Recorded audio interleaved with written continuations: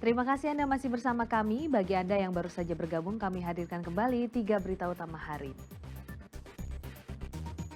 Atap ruang kelas Sekolah Dasar Negeri 1 Pamotan Rembang ambrol. Kegiatan belajar mengajar terganggu. Klaten punya museum daerah pertama yang menyimpan 90 koleksi benda bersejarah. Jaga ekosistem biota laut, Pantai Sodong Cilacap hadirkan rumah untuk penyu lekang.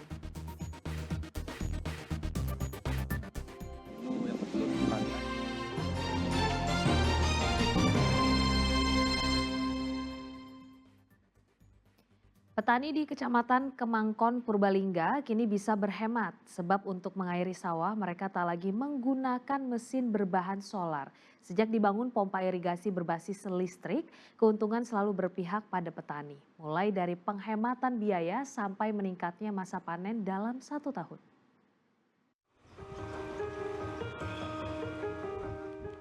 Di antara persawahan berdiri megah sebuah menara.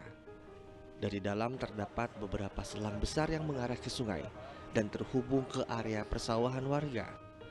Menara ini ternyata merupakan mesin pompa untuk irigasi bertenaga listrik. Keberadaan mesin pompa bertenaga listrik membuat petani di desa Kalialang, Kecamatan Kemangkon, Purbalingga tak lagi menggunakan bahan bakar minyak solar untuk menggerakkan mesin penyedot air. Kini petani cukup membeli token listrik untuk menghidupkan generator. Air pun sudah otomatis mengalir mengairi sawah mereka. Sejak beralih menggunakan mesin irigasi bertenaga listrik, kini irigasi di area persawahan dipenuhi air yang bersumber dari sungai. Petani pun bisa berhemat dan masa panen yang semakin meningkat. Ya itu lebih irit. Ini kan kalau solar ini dari tadi kan ini baru apa ya? Dari jam 7 sampai sekarang belum habis 18 kWh tadi. Berapa belinya? 20.000. Terus kalau pakai solar Sekarang udah habis. biasanya habis Kalau berapa? solar 100.000 sehari habis. Kalau listrik 2 hari. 2 hari. Nah, perbandingannya jadi setengahnya. Iya.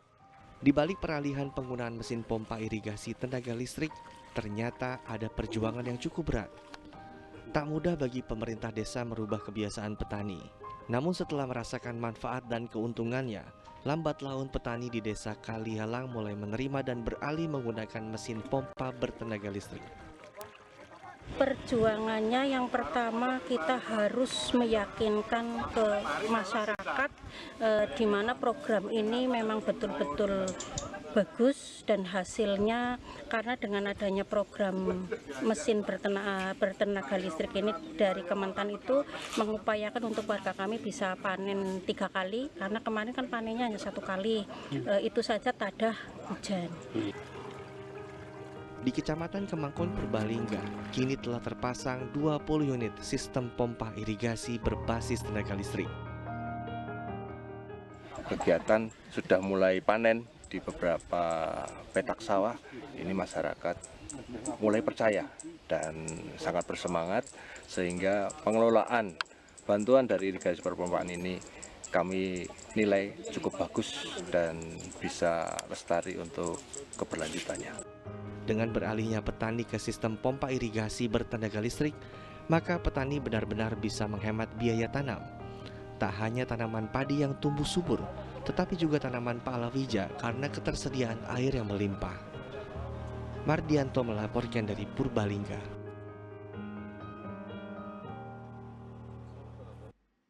Indonesia memiliki banyak biota laut, salah satunya penyu lekang. Namun sayangnya populasi penyu lekang terus menurun dari tahun ke tahun.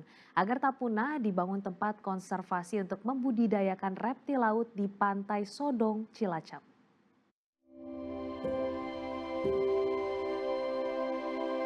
Penyu ini bisa dapat bertahan hidup di lautan bebas ini memang ternyata sangat susah sekali. Penyu yang bertelur di pantai diganggu oleh masyarakat dan diambil telurnya untuk diperjualbelikan maupun dikonsumsi. Anak cucu kita nanti belum tahu apakah bisa melihat penyu lagi atau enggak.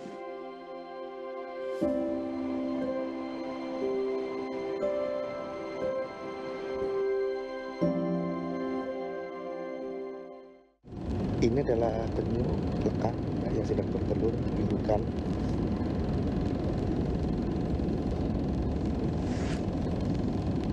Ini adalah proses setelah penyu bertelur ya, jadi kita bisa memvideonya seperti ini.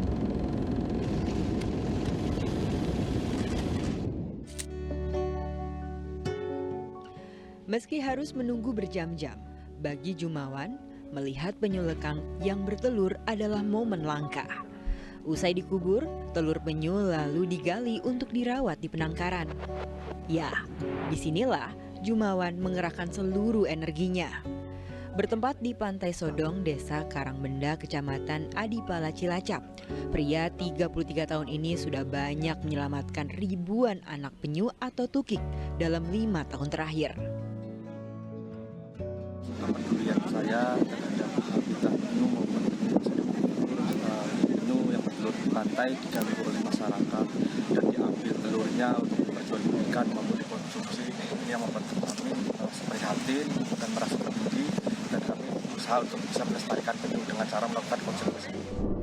Dengan semangat, Jumawan melestarikan penyu mulai dari telur hingga menetas menjadi tukik. Kecintaannya terhadap penyu lekang membuat dirinya rela menyisihkan setengah penghasilannya sebagai perangkat desa untuk operasional penangkaran. Meski membuka donasi dari pengunjung, sifatnya lebih pada sukarela. Padahal biaya penangkaran penyu sedikit. Setiap harinya, Jumawan harus mengeluarkan Rp50.000 hingga Rp75.000 hanya untuk pakan tukik. Itu pun belum termasuk kebutuhan operasional lain. Masyarakat para pengunjung yang datang kita edukasi, pengunjung yang datang tidak membayar tiket, melainkan hanya membayar donasi sukarela. Kita jelaskan ke masyarakat agar mereka mau peduli, dan alhamdulillah bisa berkat gotong royong tersebut para pengunjung atau masyarakat bisa bersama-sama melestarikan. Konservasi ini dibangun Jumawan pada 2019 dengan hanya berupa gubuk. Aksi mulia Jumawan menggerakkan Pertamina Refinery Unit 4 Cilacap untuk membangun rumah yang layak untuk penyu lekang. Hingga pada 2021, gubuk disulap menjadi bangunan permanen. Langkah itu untuk menyelamatkan kura-kura laut dari kepunahan. Penyu ini merupakan salah satu hewan yang dilindungi oleh negara melalui undang-undang. Karena penyu terancam punah kalau kita tidak ikut melakukan pelestarian. Anak cucu kita nanti belum tahu apakah bisa melihat penyu lagi atau enggak. Itu yang menjadi konsentrasi PT Pertamina Patraniaga Kultural Maus untuk terlibat secara aktif dalam usaha konservasi penyu. Tak hanya menjadi rumah, konservasi penyu Nagaraja Cilacap juga jadi sekolah bagi pengunjung. Mereka yang datang akan belajar tentang reptil laut ini secara gratis. Tak hanya melihat, pengunjung juga bisa menyentuh hingga melepas liarkan tukik yang memasuki usia 4 hingga 5 bulan. Tak disangka, momen lepas tukik di Pantai Sodong menjadi sarana belajar tentang penyu lekang dan potensi wisata yang menjanjikan. Ini bisa mengetahui bagaimana perjuangan penyu ini bisa dapat bertahan hidup di lingkungannya atau di lautan bebas ini memang ternyata sangat susah sekali, dan melalui pariwisata sekaligus juga konservasi penyu ini kita jadi belajar gitu. Mulai dari tahapan bagaimana caranya telur penyu itu ditetaskan, kemudian bagaimana penyu itu dikembangkan sehingga akhirnya dilepas liarkan kembali. Ini adalah suatu pengalaman pariwisata sekaligus menambah pengalaman yang luar biasa sih, pengetahuan tentang konservasi penyu ini. Penyu lekang adalah salah satu dari 6 penyu yang ada di Indonesia. Statusnya kini rentan sejak 2018 karena populasinya terus menurun. Hanya 1 hingga 2% tukik dari penyu lekang yang berhasil tumbuh sampai usia dewasa. Penyu lekang butuh sosok-sosok lain seperti Jumawan. Sosok yang punya semangat juang untuk menjaga rumah penyu lekang sehingga mereka terhindar dari jurang kepunahan. Mardianto melaporkan dari Cilacap.